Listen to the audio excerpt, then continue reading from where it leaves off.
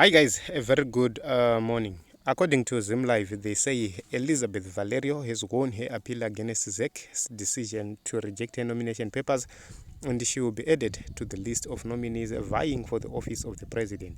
She becomes the only female presidential candidate in this August 2023 election. There are now 12 candidates for the presidency. So we have not heard about President Linda Masarira of the Labour Economists and African Democrats as well. So this is the latest development, new development.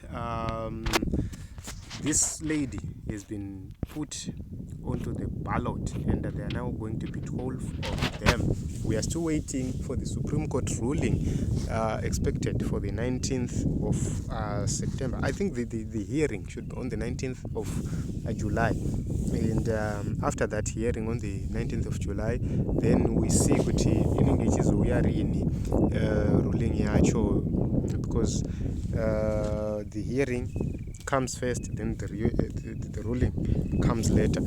So there is another application kwa High Court iri kurwisa futi kuti vakasukwere vabviswe paballot, but there is another application zvekare kwa High Court iri kuti the law which was used to remove Xavier Kasukwere is invalid and unlawful, which means pane dzimwe nyaya dzekuti even if Supreme Court says Kasukwere ngaabve, if that law is invalidated by the High Court, it means patone nyaya mbiri, patone confusion. High Court inenge ichitaura zvayo, Supreme Court ichitaura zvayo. So this issue is going to be a very difficult issue.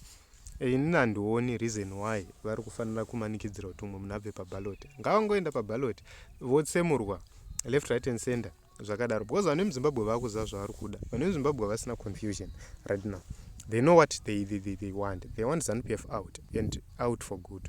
So ndo mamiriro zvakaita neZimbabwe. Elizabeth Valerio, the 12th candidate this election. Meanwhile, zviri kunzi izvo hazvichabvumirwe kungosimudza mabhana. Izvi zvinotevera vakasukwere vakasumudza mabhana kuMashonaland and Central, zvikagumbura vakuru vakati aiwa hazvichagona kuti zvinge zvichiitika. Ndo zviri kuitika mukati menyika yeZimbabwe. Vanhu veZimbabwe ngatirambe tichienda tinovhota, tikurudzira hama dzedu kuadopta mapolling stations, kumepa mapolling stations across Zimbabwe, uyewo kudonata towards the cause. Munogona kubatsirawo nezvamunazvo kuitira kuti nyika yedu inge ichiendera mberi. Unoziva kuti ukadonata kungoprinda 1000 flyers, even ari black and white chaicho, unenge watoshanda, unenge watoita basa, because that will be a very great job raunenge watoita. Saka ngatingokurudzira shanduko, ngatingosimbisa shanduko, zvinhu zvedu zvinge zvichifamba.